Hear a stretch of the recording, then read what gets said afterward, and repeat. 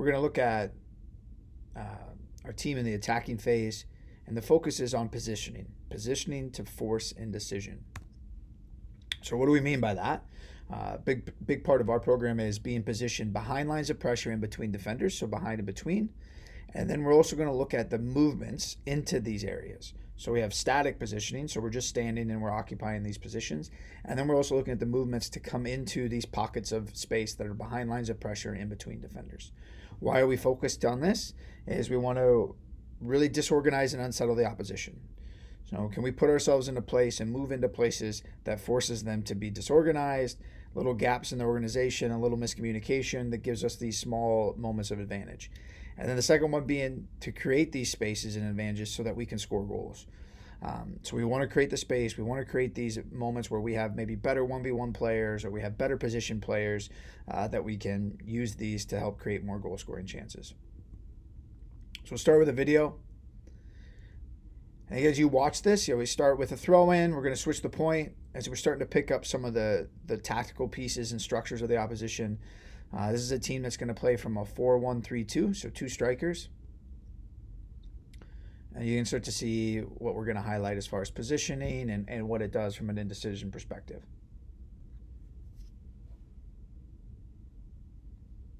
All right. So the first one to look at is here. So we've cycled the ball out. Our center back is on the ball out of our back 3 in a 3-4-3. And we start with the role of our 2 holding midfield players. So the opposition is playing with 3 in their second line. And our 2 holding mids' task was to try to position themselves in between those 3 players. So they're behind the first line of pressure of their 2 strikers, and they're sitting in between those 3. The goal being, can we keep all 3 players busy worrying about our 2? We're also really good in this game playing through the central channel, which keeps everything a little bit more narrow. So our center back is able to find one of our holding midfield players, arriving into that space behind lines of pressure in between defenders. Player gets enough pressure where she doesn't feel like she can turn. She's able to find the free player. So remember, we have a 3v2 in the first line. Finds our left center back. She's now able to progress. But I also want to look at the numerical situation. So it is a 3 versus 4, or a 4 versus 3 in our advantage. We have our 2 wing backs and we have our 2 center mids versus their line of 3. So again, but if you look at where they're positioned, we're sitting in between the players. The 2 holders are behind lines of pressure. Now the wing backs are in a good position because especially the left center back is ready to be able to break that second line of pressure on her first touch. And our right-sided wing back is already in behind the line of pressure and sitting in that space. Left center back carries forward. And now our left wing back starts to stretch and get in behind. Now the next piece is our left winger drops in. So we play more like a box in midfield, and this player has the ability to come in like an attacking mid. So in this case, the left winger comes in, and now you have that isolated right midfielder from the opposition. She's looking at the ball, not quite sure what is her role at this point. So we've got a player drop down. She's trying to figure out whom is she going to step and press, and our left center back has the time and space to carry forward. And this is about the moment about release. Now, I think this is where we talk about some of these movements and positioning that causes indecision. So you see our left wing back is in the picture. That left winger is still sitting in that same space.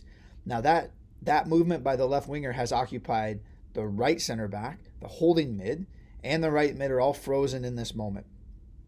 And now we're talking about the creation of space and advantages. This creates a pretty big space for our striker to run to. Now in a 1v1. With their left center back.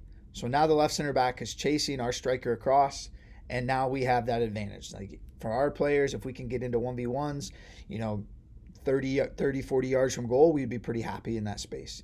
Also, it's important to note that the position of the left wing back was important. She was always available to release the feet from the left center back, and so their right back went tight. This left wing back in this game had a lot of success playing forward. So that right back was tight, kept her out of the picture, and left a 1v1 for our striker. So we'll watch again.